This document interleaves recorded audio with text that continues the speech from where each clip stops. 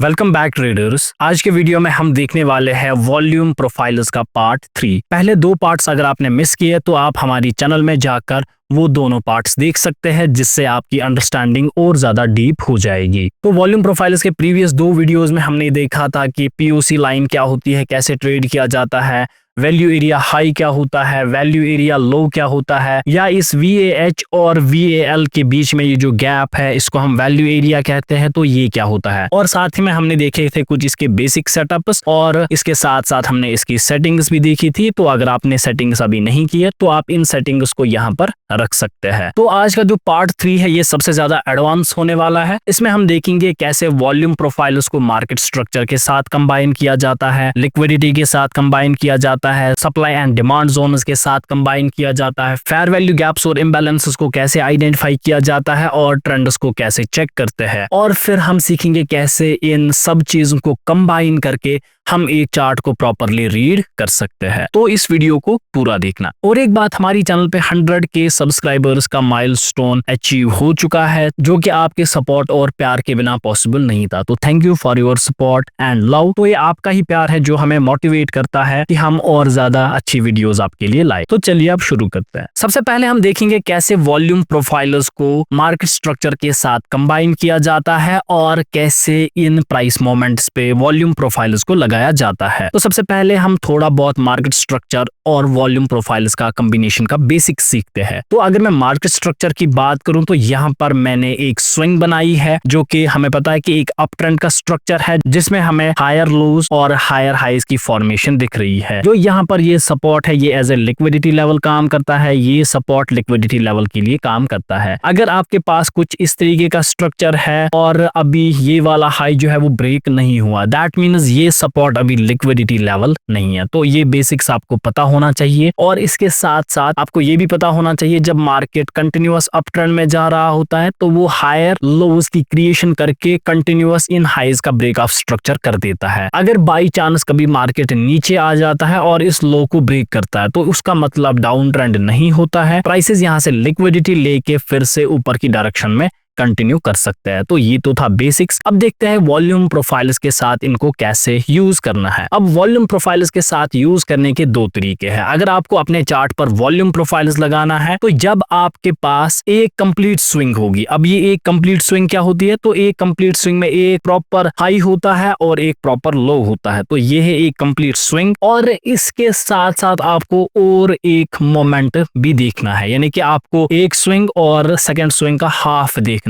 अब इस पे आप वॉल्यूम प्रोफाइल जब भी लगाओगे तो वो इस पॉइंट से इस पॉइंट तक इस तरीके से लगेगा। तो ये तरीका रहता है वॉल्यूम प्रोफाइल्स लगाने का। जैसे कि अगर मैं आपको चार्ट पे दिखाऊं तो हमारे पास जो अभी स्विंग बनी है, जो एक स्विंग प्लस आधी स्विंग है, वो इस तरीके से कुछ प्राइस यहाँ से ऊपर गया, फिर नीचे आया, फिर यहाँ से ऊपर गया। एक तो ये है जिसपे मैं अभी एक कंप्लीट मार्किंग कर सकता हूं। तो मैं कुछ इस तरीके से इसको मार्क करूंगा, इस पॉइंट से इस पॉइंट तक। तो ये एक मेन तरीका है जो आप लोअर टाइम फ्रेम्स पे यूज करोगे, या 1 आवर या 4 आवर पे भी आप यूज कर सकते हो। अब जो सेकंड तरीका रहता है उसमें हम क्या करते हैं, मार्केट ऊपर गया, मार्केट नीचे आया, इस एक स्विंग पे लगाते हैं हम वॉल्यूम प्रोफाइल्स। और सेकंड पॉइंट में मार्केट ऊपर गया, नीचे आया, फिर ऊपर जाने लगा, तो इस पे भी लगती है। या मार्केट ऊपर गया, नीचे आया, कंसोलिडेशन कर रहा है, तो इस पे भी लगती है वॉल्यूम प्रोफाइल्स। तो यहाँ पर अगर मुझे इस चार्ट पे वॉल्यूम प्रोफाइल्स को लगाना होगा तो मैं किस तरीके से अभी इस पे यूज करूंगा। तो मेरे पास कुछ तरीके रहेंगे। पहला तरीका होगा, तो यहाँ पर आप देख सकते हो प्राइस ऊपर गया तो इस हाई का ब्रेक ऑफ स्ट्रक्चर हो चुका है। तो दैट मीन्स अब यहाँ से लगेगा एक यहाँ तक। क्यों यहाँ तक लगेगा, इसका रीजन बीइंग कि ये एक लो है,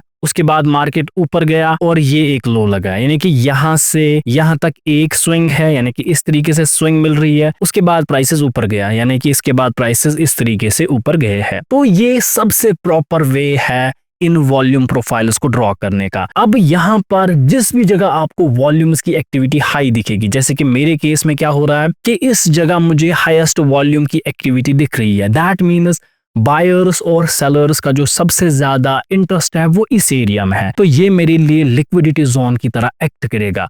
मैं इस वॉल्यूम प्रोफाइल जोन को यहाँ एक बॉक्स से मार्क करूंगा तो अब ये मेरे लिए एज ए डिमांड जोन काम करेगा in buying trend. That means अब सिंपली ऐसा होगा कि मार्केट अगर इसके नीचे आता है फिर ऊपर जाएगा तो मिडिल लाइन पे आप ट्रेड ले सकते हैं। तो यहाँ पर इस केस में जो आपका ट्रेड है वो यहाँ पर एक्टिव हो रहा है, तो इस जोन के नीचे आपका एसएल रहेगा और आपका जो टारगेट होता है वो मिनिमम 1:3 के रेशियोज में होता है, जो यहाँ पर हिट हो चुका है। लेकिन यहाँ पर हमें एक बड़ा टारगेट मिल चुका है जो अबाउट 1:8.67 का है, यानी कि एक अच्छा रिस्क टू रिवॉर्ड रेशियो है। सिंपली यहाँ पर मैं क्या कर रहा हूँ, मैं हाईएस्ट वॉल्यूम एरियाज को यहाँ पर प्रेफरेंस दे रहा हूं, जहां पर हमारी पीओसी लाइन यानी कि जो हमारी ये ब्लैक लाइन है इसको हम कहते हैं पीओसी लाइन। पीओसी लाइन क्या होता है, ये वॉल्यूम प्रोफाइल एरिया में वो वाला हिस्सा है जहां पर सबसे ज्यादा वॉल्यूम ट्रेड हुआ होता है। तो अगर मैं इस बॉक्स को यहां पर हटाऊंगा तो यहां पर आप देख सकते हो जो वॉल्यूम का सबसे बड़ा बार है वो इसी जगह है, तो पीओसी लाइन भी आपकी इसी जगह आ जाती है। अब इसके साथ साथ जो दूसरा तरीका है जो मैं यूज करता हूं, तो उसके लिए मैं क्या देखता हूं, जो अब रिसेंट की स्विंग बनी है, जैसे कि आप देख सकते हो प्राइसेस में क्या हुआ है, इस टॉप से इस बॉटम तक यहाँ पर मोमेंट आ चुका है। अगर आपने यहाँ पर ट्रेड एग्जीक्यूट नहीं किया तो आपके पास और एक ऑप्शन रहता है,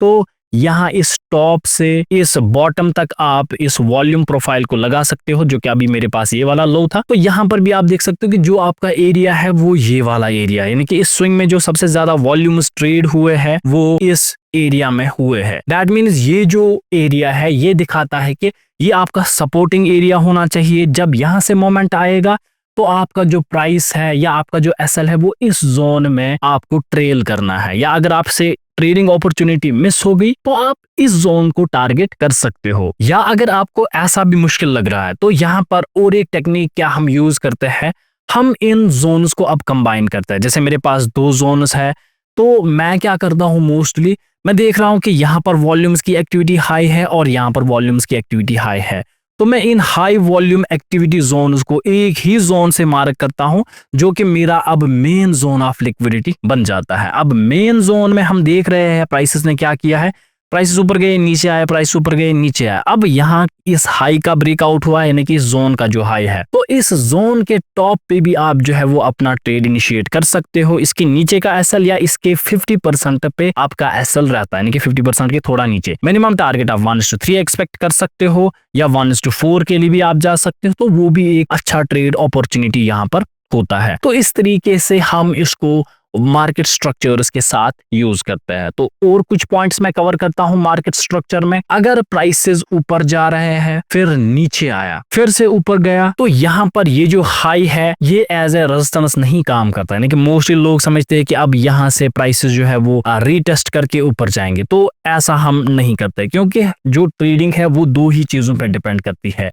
एक है प्राइस का मोमेंट जो आपको ट्रेंड से पता चल जाता है और मार्केट स्ट्रक्चर से पता चल जाता है। सेकंड पॉइंट होता है वॉल्यूम्स, जो आपको वॉल्यूम प्रोफाइल्स या सिंपल वॉल्यूम से पता चल जाता है। हालांकि हम सिंपल वॉल्यूम्स को इसलिए यूज नहीं करते क्योंकि वो कैंडल बाय कैंडल हमें वॉल्यूम्स दिखाता है, लेकिन जो वॉल्यूम प्रोफाइल्स है वो हमें जोन का दिखाते हैं, यानी कि इस प्राइस लेवल पे इतना ज्यादा वॉल्यूम ट्रेड हुआ है, तो वो एक बेटर ऑप्शन रहता है। तो यहाँ पर मैंने आपको कहा कि रीटेस्ट्स को कभी भी ट्रेड नहीं करना अंटिल आपको वॉल्यूम प्रोफाइल्स की कंफर्मेशन आ रही है। सिमिलरली अगर मार्केट नीचे आया, यानी कि प्राइसेस अगर ऊपर जा रहे हैं तो वो ऊपर ही तो नहीं जाते रहेंगे। आपको हमेशा करना है काम, अब लो से इस टॉप तक अब फिब लगाना है। हमें पता है कि फिब के 61 और 78% के 50% जोन तक भी अगर प्राइसेस आएंगे तो यहाँ पर फिर ऊपर जाने की चांसेस हाई रहते हैं। तो इसको भी आप कंफर्म कर सकते हो वॉल्यूम प्रोफाइल्स के साथ, जो कि हम वीडियो में आगे कवर करेंगे। अब हम देखते हैं वॉल्यूम प्रोफाइल्स को लिक्विडिटी के साथ कैसे कंबाइन करते हैं और कैसे अपने सेटअप्स को देखते हैं। तो लिक्विडिटी में यहाँ पर जो चीजें हम कवर करने वाले हैं वो रहने वाला है सप्लाई एंड डिमांड जोन्स, क्योंकि वो लिक्विडिटी को रिप्रेजेंट करते हैं, और उसके साथ साथ यहाँ पर हम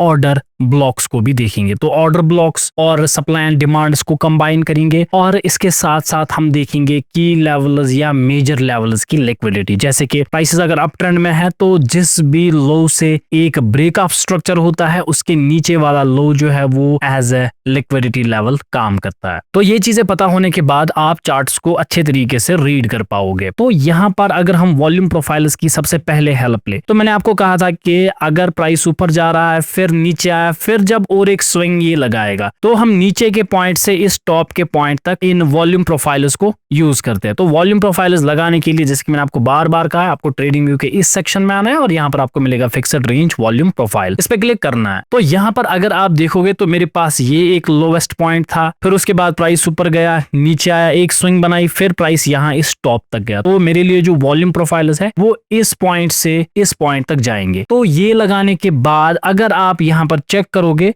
तो हमारा जो वॉल्यूम एरियाज का जोन बन रहा है और हमारी जो पीओसी लाइन है वो यहाँ पर बन रही है। दैट मीन्स मैं यहाँ पर एक जोन को मार्क कर सकता हूं। तो इस जोन को मार्क करने के बाद तो हमें पता है कि मिनिमम 50% तक आए या अगर नीचे जाने के बाद फिर ऊपर जाए तब भी हम जो है वो अपनी एंट्रीज को बना सकते हैं। तो यहाँ पर हमने क्या देखा कि प्राइसेस ऊपर जा रहे हैं फिर नीचे आया और यहाँ पर एक कंसोलिडेशन थी। फिर यहाँ पर प्राइसेस में अगर हम देखेंगे तो एंट्री बन रही थी, अगर यहाँ नहीं तो हमें और एक एंट्री यहाँ पर भी मिल रही थी जिसमें हमें पता है कि मिनिमम तो हमें 1:3 का टारगेट चाहिए। तो यहाँ पर हमारा जो 1:3 रिस्क टू रिवॉर्ड रेशियो का ट्रेड है वो यहाँ पर हिट हो रहा है, लेकिन जो साइज इस ट्रेड ने दे दिया है वो एक मैसिव साइज है, यानी कि हमें यहाँ पर 1:16 के ट्रेड्स देखने को मिल रहा है जो कि एक बहुत बड़ा ट्रेड होता है। इसी तरीके से अगर आप अब आगे देखोगे तो मेरे पास जो स्विंग्स है वो कैसे बन रही थी, प्राइस यहां से ऊपर गया, ये एक लोएस्ट पॉइंट लगाया, फिर यहां पर इधर ऊपर आया। दैट मींस अब जो मेरा वॉल्यूम प्रोफाइल है वो इस पॉइंट से इस टॉप तक जाएगा। तो ये टॉप तक जाने के बाद फिर से मैं वॉल्यूम एरियाज को मार्क करूंगा। तो सबसे पहला मेरा वॉल्यूम एरिया ये है क्योंकि पीओसी की लाइन है और वॉल्यूम्स की एक्यूमुलेशन अच्छी खासी है। इसके साथ अब आप देखो यहाँ पर कुछ और चीजें भी है। अगर आप नोट्स करोगे तो ये भी एक अच्छा खासा वॉल्यूम का एरिया है। तो इस वॉल्यूम को प्राइसेस ने हल्का सा टच किया है फिर यहाँ से ऊपर गए। अगर आपको ये वाला भी समझ नहीं आया तो आप इस वाले को ही यहाँ पर देखो कि मार्केट इस जोन में आया, नीचे गया, फिर यहाँ पर इस 50% लेवल से ऊपर गया। दैट मींस इसी के नीचे मेरा एसएल होगा या इस लो के नीचे भी आप रख सकते हो। मेरा मिनिमम 1:3 का टारगेट होता है जो यहाँ पर हिट हुआ है। अब यहाँ पर आपको जो प्रॉपर टारगेट मिला है वो अप्रोक्सीमेटली 1:6 के रेशियोज में है। दैट मीन्स कि वॉल्यूम प्रोफाइलर्स आपको एक परफेक्ट लिक्विडिटी जोन दिखाता है जहां पर बायर्स और सेलर्स का बहुत ज्यादा इंटरेस्ट है, क्योंकि वॉल्यूम ही दिखाता है कि स्मार्ट मनी के फुटप्रिंट्स कहां हैं। आपने बार बार सुना होगा कि आपको स्मार्ट मनी के फुटप्रिंट्स को फॉलो करना होता है। तो स्मार्ट मनी के फुटप्रिंट्स आइडेंटिफाई करने के लिए आपको वॉल्यूम प्रोफाइलर्स सबसे ज्यादा हेल्प करते हैं। तो अब यहाँ पर कुछ चीजें आती हैं जैसे कि मैंने आपको कहा कि ऑर्डर ब्लॉक। आपने नॉर्मली ऑर्डर ब्लॉक को मार्क किया होगा कि जब प्राइसेस हल्का सा नीचे आया होगा फिर एक एग्रेसिव मोमेंट आया है जो उसके बॉटम पोर्शन पे अपोजिट कलर का कैंडल होता है उसको आप मार्क करते हो, या अगर कंसोलिडेशन होगी उस जोन को आप मार्क करते हो। अलबत्ता वो चीज जो है वो ट्रेडिशनली काम करती भी है लेकिन एडवांस लेवल पे फेल हो जाती है, तो उसका भी यहाँ पर सोल्यूशन है। अब हम यही देखेंगे कि वॉल्यूम प्रोफाइल्स के साथ एक रियल ऑर्डर ब्लॉक या सप्लाई डिमांड जोन्स को कैसे आइडेंटिफाई करता है। तो सबसे पहले मैं यहाँ पर एक नॉर्मल जोन देख लेता हूं। जैसे कि यहाँ पर मुझे दिख रहा है कि प्राइसेस ने एक तो यहाँ से एग्रेसिव मूवमेंट दिखाया फिर यहाँ से एग्रेसिव मूवमेंट दिखाया। नॉर्मली अगर मैं इसको मार्क करूंगा तो ये है मेरा जोन और इसके बाद जो मेरा डिमांड जोन बना है वो ये है। तो यहाँ पर मैं जो रूल यूज कर रहा हूं वो है अपोजिट कलर की थ्योरी, यानी कि जब भी आपको एग्रेसिव कैंडल्स दिखे उससे पहले जो भी अपोजिट कलर का कैंडल होगा वो आपका डिमांड जोन होता है। सेम तरीके से मैं यहाँ पर भी मार्क किया है। अब इनकी एक्यूरेसी जानने के लिए सिंपली आपको वॉल्यूम प्रोफाइल्स की हेल्प लेनी है। अब उसके लिए फिर से आपको सबसे पहले मैं यहाँ से यहाँ तक वॉल्यूम्स को ड्रॉ करूंगा। तो यहाँ पर जो मुझे एक्चुअल वॉल्यूम्स दिख रहे हैं वो इस जोन में यहाँ पर है, यानी कि आपका जो एक्चुअल वॉल्यूम का एरिया है वो ये है।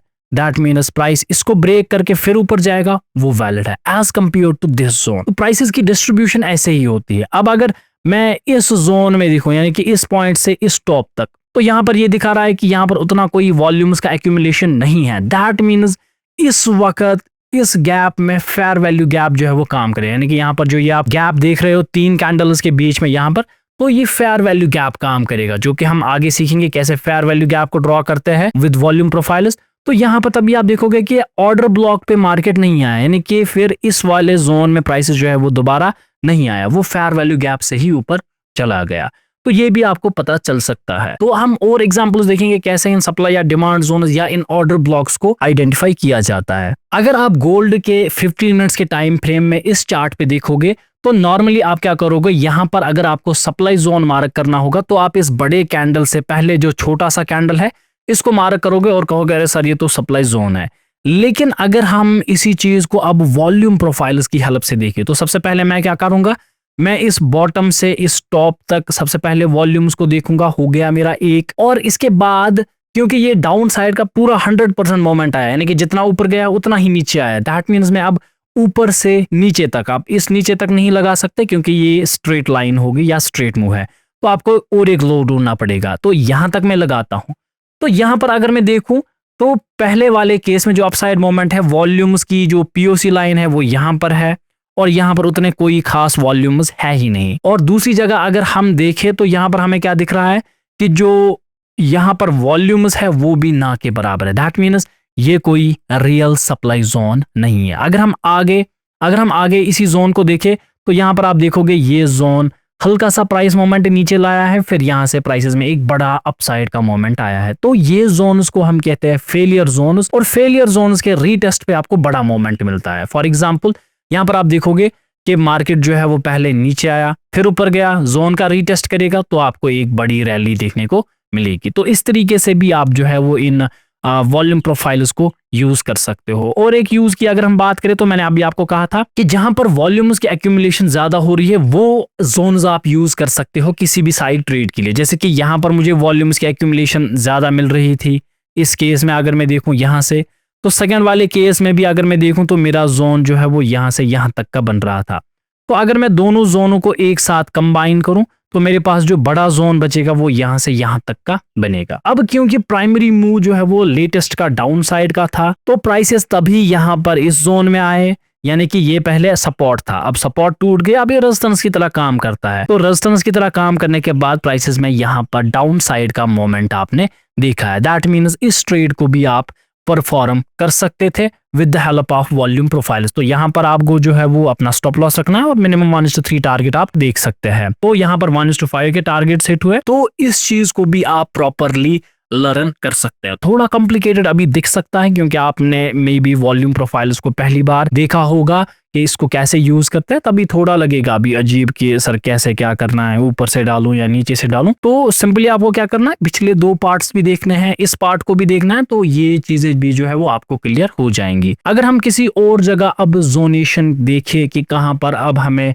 डिमांड जोन्स देखने को मिल रहा है, फॉर एग्जांपल यहां से एक एग्रेसिव मोमेंट आया है, नॉर्मली हम यहां पर क्या करेंगे कि इस जोन को यहां पर हम as a demand zone draw करेंगे, जो कि वैलिड भी है ट्रेडिशनली, लेकिन कंफर्म करने के लिए हम क्या करेंगे, इस पे फिर से बॉटम से टॉप तक अपना वॉल्यूम प्रोफाइल का टूल लगाएंगे और देखेंगे कि वॉल्यूम्स की एक्यूमुलेशन सबसे ज्यादा कहां पर हो रही है। तो इस केस में भी हमें मिल रहा है कि जो हमारा ट्रेडिशनल जोन है और जो हमारा वॉल्यूम प्रोफाइल्स का जोन है वो कोइंसाइड हो रहे हैं, दैट मीन्स हमें एक वैलिड जोन मिल रहा है। तो जैसे कि हमें पता है कि डायरेक्ट आएगा उसको नहीं लेना होता है, नीचे से ऊपर जाएगा, दैट हैज बेटर चांसेस। यहां पर भी अगर हम देखें तो यहां से हमारा ट्रेड एक्टिवेट होगा, इस लो के नीचे एसएल या जो इंस्टेंट ये वाला लो है यहाँ पर भी आप एसएल रख सकते हैं, मिनिमम 1:3 देखना है, और यहाँ पर भी जो आपको टारगेट है वो 1:8 के प्रोपोर्शंस में मिल रहा है।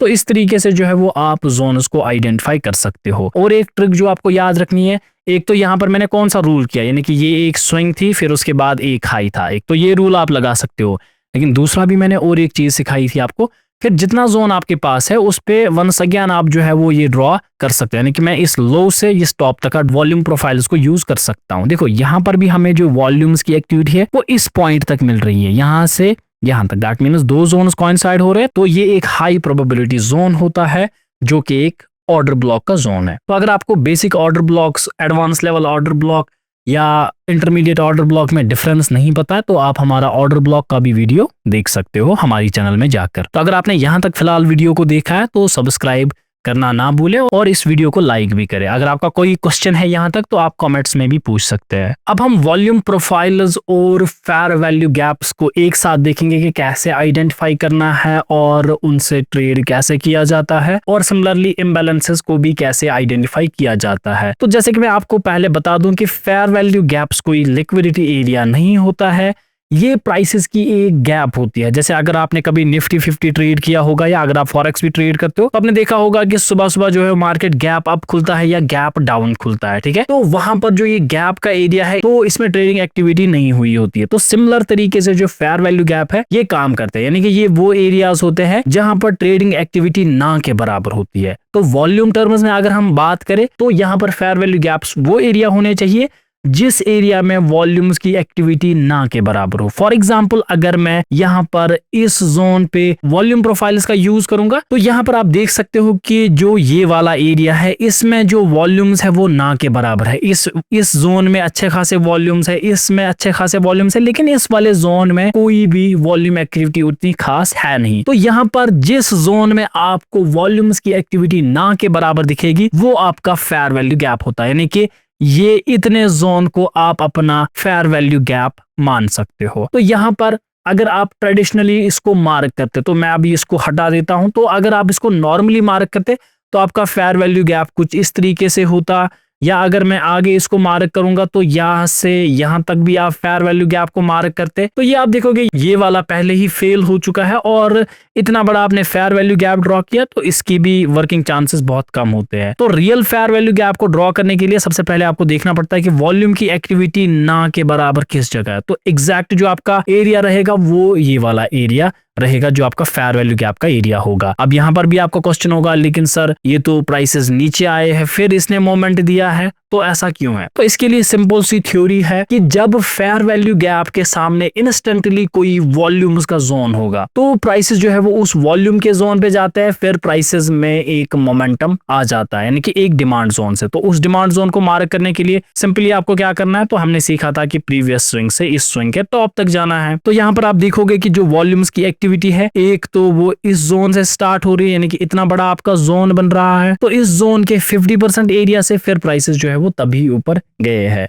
तो यहाँ पर फिलहाल मैं फेयर वैल्यू गैप्स की बात कर रहा, तो यहाँ पर भी आप देखोगे कि इसमें भी आपको ये दिखा रहा है कि फेयर वैल्यू गैप कितना आपका यहाँ पर छोटा है या फेयर वैल्यू गैप किस जगह। तो फेयर वैल्यू गैप वो एरिया होता है जहां पर वॉल्यूम्स की एक्टिविटी ना के बराबर होती है। तो फिलहाल हम इसको और ज्यादा ड्रॉ करना सीखेंगे, आइडेंटिफाई करना सीखेंगे। उसके बाद मैं आपको सिखाऊंगा कैसे इसको बाकी आईसीटी या एसएमसी के कॉन्सेप्ट्स के साथ कंबाइन करते हैं। तो और एग्जांपल्स की अगर हम बात करें तो जैसा कि यहाँ पर आप इस चार्ट में भी देख सकते हो कि नॉर्मली अगर हमें फेयर वैल्यू गैप को ड्रॉ करना होता तो एक फेयर वैल्यू गैप यहाँ पर थी, दूसरी फेयर वैल्यू गैप हम इसको यहाँ पर मार्क करते, तीसरी फेयर वैल्यू गैप हमारे पास ये वाली गैप है और चौथी फेयर वैल्यू गैप जो हम नॉर्मली मार्क करते वो ये वाली आती। उसके बाद यहाँ पर मोमेंट आया है। तो इसके साथ साथ अगर हम फेयर वैल्यू गैप को मार्क करते तो यहाँ से यहाँ तक भी एक फेयर वैल्यू गैप बन रही थी। अब इनमें देखते हैं कि कौन सी फेयर वैल्यू गैप एक्चुअली में हमें ड्रॉ करनी थी और किससे हमें ट्रेड करना था। तो सबसे पहले यहाँ पर फेयर वैल्यू गैप को मार्क करने के लिए इस पॉइंट से इस पॉइंट तक मैं वॉल्यूम प्रोफाइल इसको लगा देता हूँ। तो यहाँ पर अगर मैं आप बात करूँ तो जो हमारा एक्चुअल वॉल्यूम प्रोफाइल में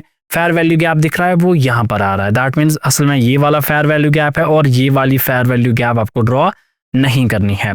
इसके बाद अगर मैं आगे देखूं तो यहाँ से यहाँ तक का मोमेंट आया है तो आपकी जो फेयर वैल्यू गैप्स है वो इस जोन में आ रही है, यहाँ से यहाँ तक का तो एग्जैक्ट फेयर वैल्यू गैप है। तो ऊपर फेयर वैल्यू गैप आप मार्क नहीं कर सकते थे जो यहाँ से यहाँ तक की थी, तो ये वैलिड नहीं थी। तो यहाँ से फेयर वैल्यू गैप जो आपको मिली है तो इससे ट्रेड करने का तरीका वही रहता है कि बीच में आए डायरेक्टली ट्रेड लो, या तो बेटर तरीका होता है कि जोन को पेनिट्रेट करके अगर ऊपर जाएगा तो 50% एरिया में जो है वो आपकी एंट्री बननी चाहिए। तो यहाँ पर इस जोन की अगर हम बात करें तो हमारी एंट्री यहाँ पर ट्रिगर हो रही थी। इसी जोन के नीचे आपका एसएल रहता है हल्का सा और आपका जो मिनिमम टारगेट होता है 1:3। फॉर एग्जाम्पल अगर आपका फिर लॉस भी होता है तो 3 ट्रेड्स में भी अगर आपका लॉस हो जाएगा तो उसको रिकवर करने के लिए एक ट्रेड लगेगा। दैट मीन्स कि आपका रिस्क टू रिवॉर्ड रेशियो अगर फिर मिनिमम 1:3 सेट हो गया तो आपको प्रॉफिटेबल बनने के लिए मिनिमम 40% एक्यूरेसी भी चाहिए, तो वो एनफ है प्रॉफिटेबल ट्रेडर बनने के लिए। तो यहाँ पर अलबत्ता जो हमें टारगेट मिला है वो 1:8 या 1:10 के रेशियोज में भी गया है। तो फिर अगर मैं आगे देखूं तो यहाँ पर एक हमें स्विंग मिली थी यहाँ से यहाँ तक, तो इसमें भी अगर हम देखें तो यहाँ की फेयर वैल्यू गैप को ड्रॉ करना वैलिड नहीं था। तो इस फेयर वैल्यू गैप को जो है वो स्किप किया जाएगा यहाँ पर। और अगर हम आगे देखें तो यहाँ से फिर मैं ड्रॉ करूंगा, अब ये मेरा स्विंग हाई है। तो इस जगह अगर हम फेयर वैल्यू गैप की बात करें तो एग्जैक्ट फेयर वैल्यू गैप मुझे इस पॉइंट से इस पॉइंट तक भी मिल रही थी। ठीक है, तो ये फ्यूचर में काम कर सकती है। आगे इस वक्त प्राइसेस यहाँ पर नहीं आए लेकिन फ्यूचर में काम कर सकती है। तो सिमिलर यही प्रोसीजर रहता है कि जहां पर आपको वॉल्यूम्स की एक्टिविटी कम दिख रही है तो वहां पर आपको टारगेट इसको करना है। और एक बात जो आपको याद रखनी है, देखो यहाँ पर क्योंकि एक डिमांड जोन की क्रिएशन हो रही है और ये मेरा पूरा जोन है डिमांड का, तो इस केस में क्या होगा कि ज्यादातर प्राइसेस जो है वो इस फेयर वैल्यू गैप से एक बड़ा मोमेंट देंगे और इस ऑर्डर ब्लॉक को यहाँ पर टेस्ट करने के लिए आएंगे, फिर इस ऑर्डर ब्लॉक से ऊपर जाएंगे। क्योंकि जब एक फेयर वैल्यू गैप और एक ऑर्डर ब्लॉक एक ही जगह होते हैं तो वहां पर आपको ऑर्डर ब्लॉक के वर्क करने के चांसेस हाई रहते हैं। अगर मार्केट बार बार आपको लग रहा है कि ऊपर जा रहा है और वो अपने फेयर वैल्यू गैप्स को स्किप कर रहा है, दैट मींस वो मोमेंटम फास्ट है, तो किसी भी पुल बैक से बाइंग की एंट्री लेना बेटर होता है। तो इसी तरीके से जो है वो हम बाकी कॉन्सेप्ट्स भी सीखेंगे, तो वो हम आने वाले वीडियोस में कवर करेंगे। तो आज के लिए बस इतना ही था। और एक बात, अभी हमारा दिवाली ऑफर चल रहा है, तो अगर आपको हमारा कोई भी रिकॉर्डेड कोर्स लेना है तो आप कूपन कोड में दिवाली लिख सकते हैं और आपको डिस्काउंट मिल जाएगा। और साथ ही में हमें इंस्टाग्राम पर फॉलो करना ना भूले।